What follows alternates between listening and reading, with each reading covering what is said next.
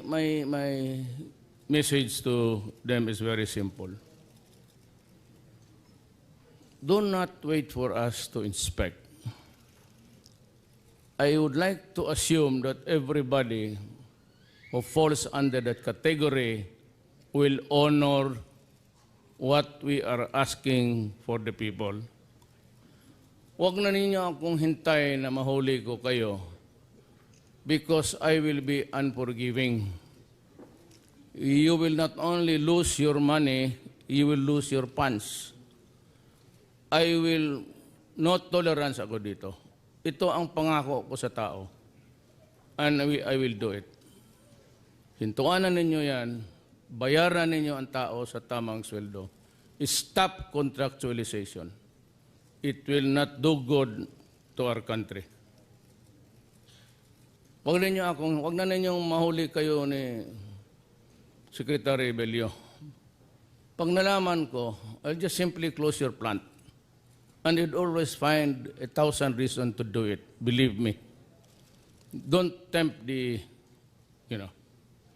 nakakaawa yung tao. And you are creating a very serious dissension in the society. Some are despondents. They are being passed to one expertise to another. Sabi ko yung TESDA, we spend so much training people for a particular skill. And kung yung contractualization na yan, he gets one position today for the next 5 months. As sabi ko na electricians, when all the while he was trained to be a plumber or a carpenter, you do not help the people with the security of tenure. At itong mga nagsusupply ng manpower, agencies, pati mga security guards. Alam mo, ito sila, they work 24 hours ang shift nila. And they're only supposed to render 8 hours. Alam mo, karamihan niyang may-ari ng mga security agencies, most of them are military men. I'd like to tell you now, magsunod kayo o ika-cancelar ko yung permit ninyo. Mamili kayo. Mga security guard 24 hours, kaya natutulog. Kaya hindi naka-deliver ng services doon, outsource yung manpower, ibanti ko patrabahoin mo yung tao. Alam mo, ito ka na mga kayo talaga, tayong Pilipino. Medyo matigas talaga ulo natin. Gusto natin brasuhin ko kayong lahat. Masama yan sa bayan. Stop it. Ako ba naman kung ikakaligaya ng lahat yan and it improve, enhance our economy, wala kayong problema sa akin. But the human being, lalo na security guard, pay all the benefits. Yung mga nag-outsource, ikaw yung ahensya, the agency, you take over as the employer. Then pay. Lahat kayo. Huwag kayong imaman dyan lang pawis ng kapwa ninyo tao. Kalukuhan yan. If you are outsource, whatever, airlines assume therefore as the real employer. So bayaran ninyo lahat. SSS, tsaka wala yung paikot-ikot. Huwag ninyong paikotin kasi ang totoo niyan, ayaw talaga niyo magbayad ng... if you do not take care of the workers, then I cannot take care of you. Quid pro quo. Quid pro quo. Tit for tat. So yan ang warning ko. Second is mining. Huwag ninyong si Gina Lopez by publicity. Hindi siya marunong si Gina. She is not an incompetent. She is a bright lady. And she is simply a crusader. Kayong mga minahan dyan, pati yung Marcoper, hanggang ngayon hindi pa ninyo nalinis yung dumi ninyo. I will not allow it. You only give me 40 billion. Lahat kayo each year. I can do away with the 14. Sirahan ko kayo lahat.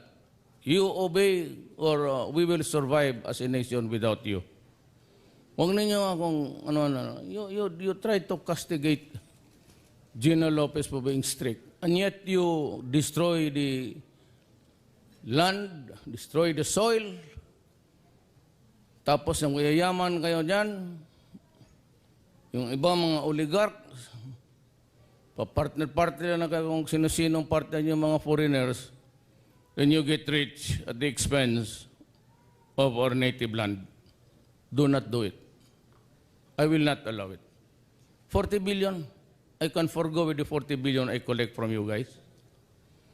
And the Filipinos will survive without you. Either you follow strictly government standards or you close up. Lahat ng butas dito na mga walang lisensya, I will order the military and the police to close them. Pag ayaw ninyong sumunod, ipapasok ko doon sa butas, takpan ko kayo, kasali. You want to try it? Fine. Let's do it. Butas nga ng butas yan. Landslide ng landslide. Tapos sabihin ninyo, mining is a critical component of the Philippine economy. Of course it is. It's income. But you're also making a critical damage. Hindi lang man ito nasabi ninyo na ewan ko kung basta anybody violating the minimum wage law, hindi kayo nang babayad ng tama, you go ahead with the contractualization, I will close you. Huwag ka nang maghintay ng business permit. I'll always find 1,000 naman reason to close you. Gusto ninyo, brasuhin kayo eh. Nakikiusap na nga yung gobyerno na para makatulong sa tao niya. Or if I cannot do it, magpunta na ako, mag-resign ako, maghanap ko ng ibang presidente. Of course, si Robredo yan. Fine. Pero pag sumunod kayo, sabi ko sa inyo, maawa naman kayo sa kapwa-tao ninyo. Maawa yung gobyerno losing. Kailan pa ba kayo nalugi? Yumayaman ka ng yumaman araw-araw. Yes, hindi ito klase. Ba't ka mag-raise ng hands? Yeah, okay. Kaya pa. In your speech earlier, you talked about he's possibly resuming peace talks pa rin with the CPP. Are you inclined to declaring the ceasefire again? And can you expound a little bit more on what you plan to do in the next 10 days? Hinuhuli mo talaga ako. Gusto mo ako yuriin ng komunista, no? Well, anyway, as a president, I cannot, go into an exercise of a ideological poltergeist. I can only poltergeist. I can only go along, coast along, and get the advice of the people whom I have tasked. I cannot run my own errands.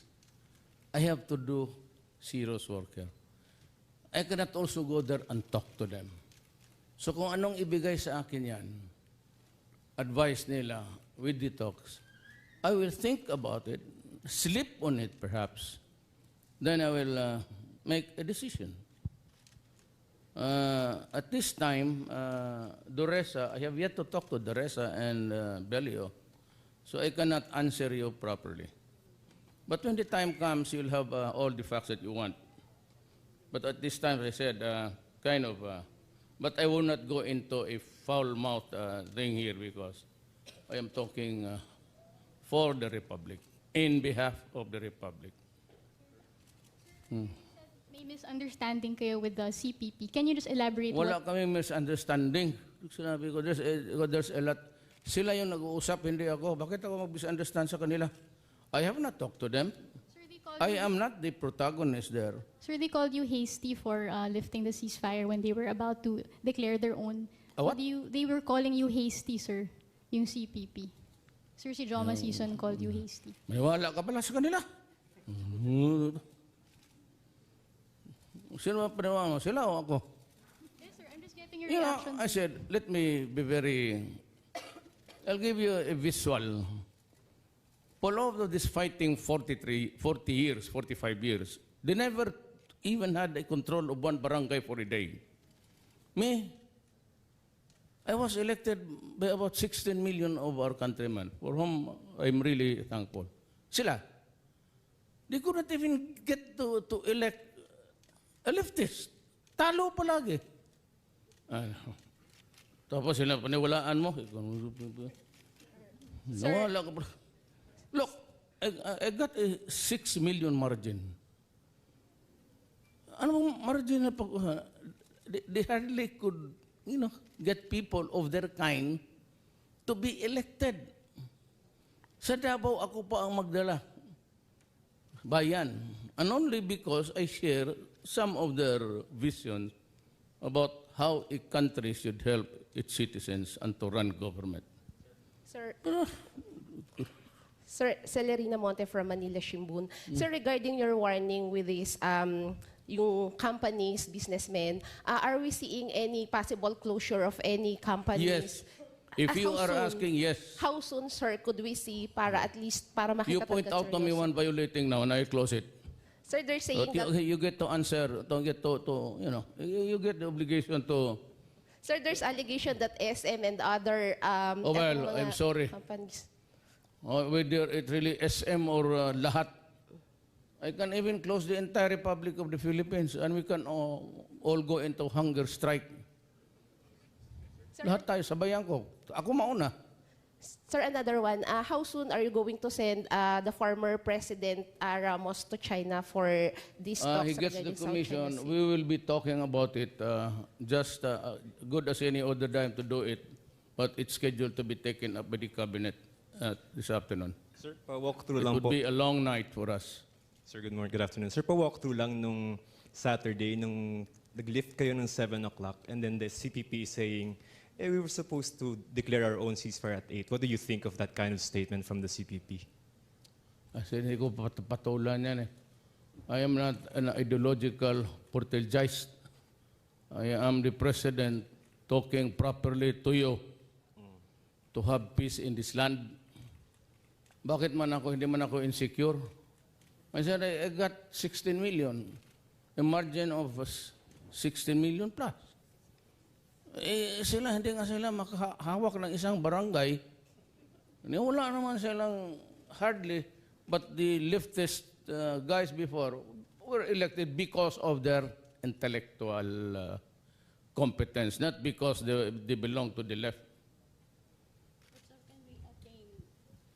Oh, kumusta ka? Mabuti, sir. Akala ko ba dito ka nagtrabaho? Hindi kita nakikita. Sir, hindi naman ako pwedeng basta pumasok sa palasyo. Nakaharang ako ng PSG. Well, Rocky, I've been trying to, I was looking around because I want to make several occasions a statement. Wala man akong mahanap na. Sir, hindi po ako allowed pumasok agad unless papapasukin ako ng PSG. Sabihin mo, kaibigan tayo, maniwala ka man sa PSG. Papasukin! Hindi niyo ako Sabihin mo, kasama sabihin mo sa PSG na kaibigan ko si Mayor Ayaw, Duterte. papasukin talaga, sir. Sir, pero are you confident that under your administration, yung peace will be attained sa CPP and PA? I pray to God na ito gusto ko sa generation ko. With the MI, MN, wag lang yung mga kriminal. Wala kasi akong, I cannot